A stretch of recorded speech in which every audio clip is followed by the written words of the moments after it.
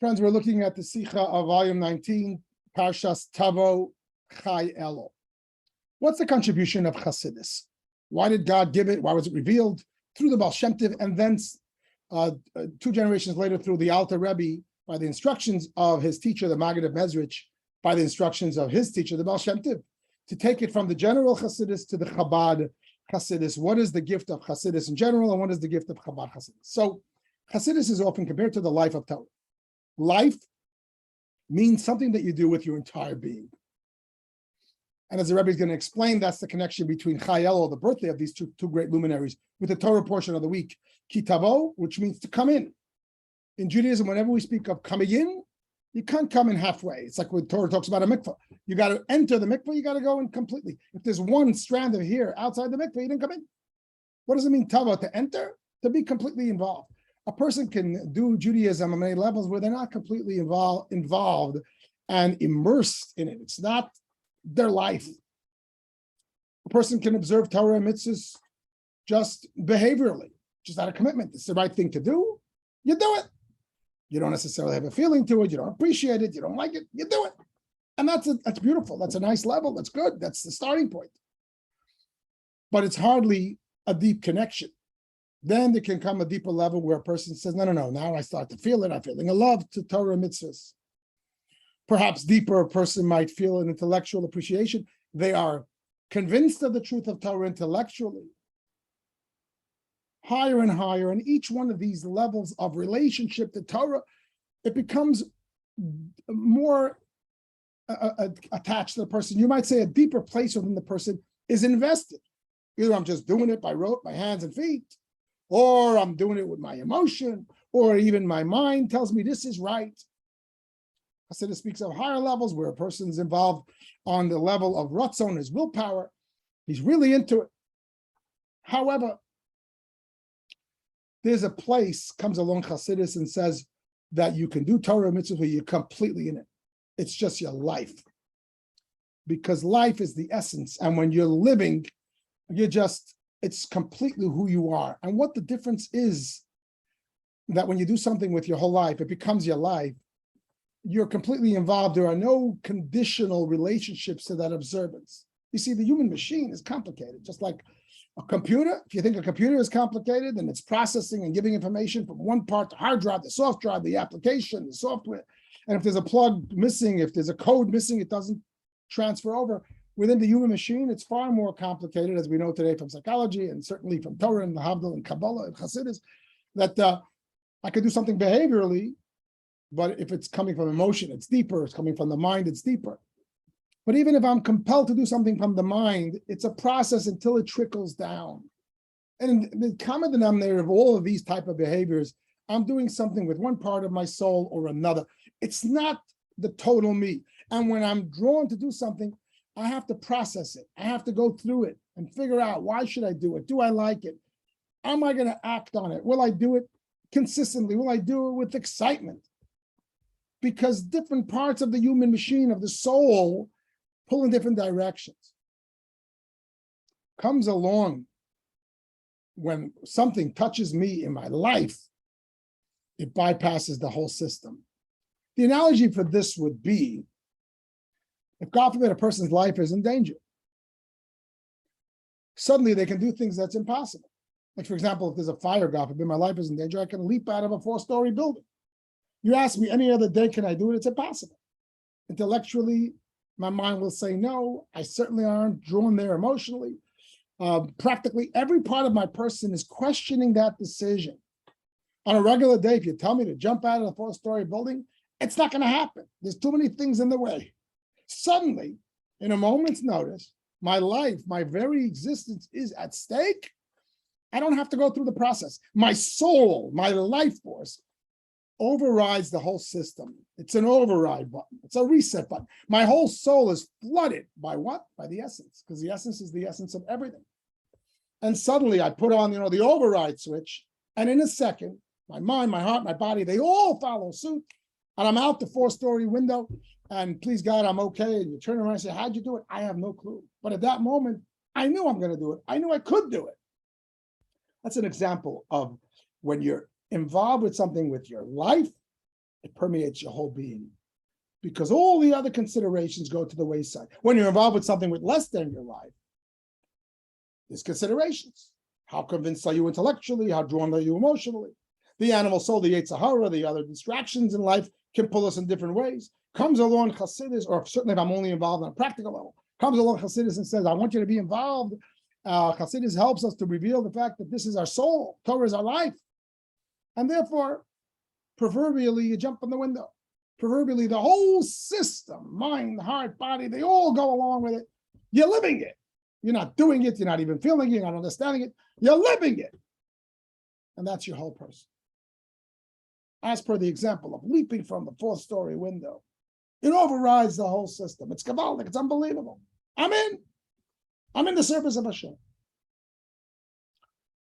But then there's another step. The Chabad Hasidus, which more than overriding the system, transforms the system. And here an analogy perhaps might be not just the guy leaping from the fourth-story window, but sometimes if a life is in danger, I can physically lift a car to save the life of a child. I can lift something that it's impossible for me on another day to do. It's something now I'm able to lift.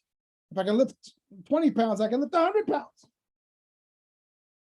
And this became part of my system. It didn't just override my system. These very muscles now can do that. And you wonder, how is it possible? So here, in a sense, it's a greater. In the first way, I'm leaping from the fourth-story window. All I did was override the system. I touched the soul. The soul is the essence of everything, and therefore it overrides everything. Doesn't care what the mind says and what the heart says and what the considerations and the practicality. You do it. But there's a deeper place when you really touch soul. You touch the real essence of the soul. It's the essence of every part of me, and therefore my muscles are different. I can lift the car. Man, I don't care about my muscles. I transform my muscles, and that becomes the Chabad system. Or perhaps if someone's life is in danger, you read stories about people who were in prison or in bad circumstances where life was in danger, and they came up with ideas and plans and were able to do things to survive.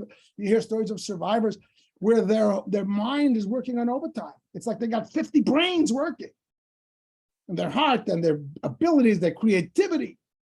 Again, this is an example of how the essence doesn't just override all systems, but it's all systems go. It actually transforms all systems. When the soul is revealed, the mind works differently, the muscles work differently.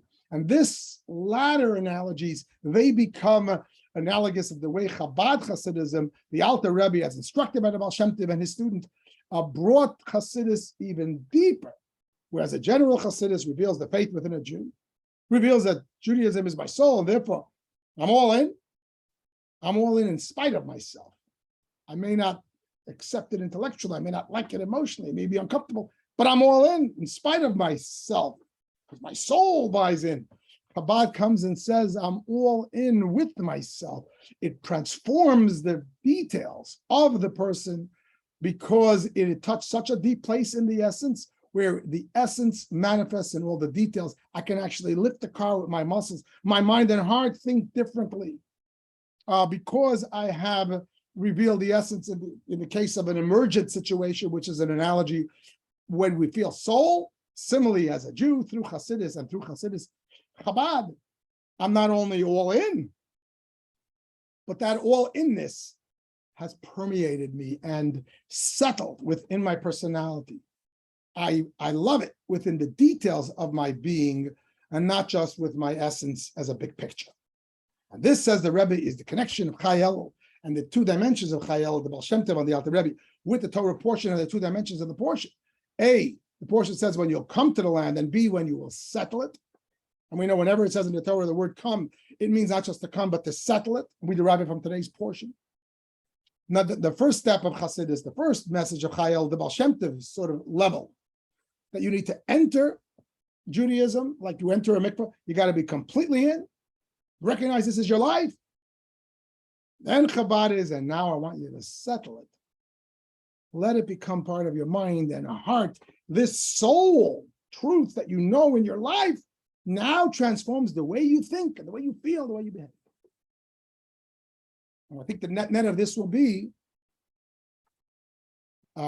we've sort of presented three levels of observing Judaism. One is without Hasidis, where I'm just doing it with a certain measured level of commitment, be it practical or emotional or even intellectual, but it's a measured level of commitment. I'm not all in.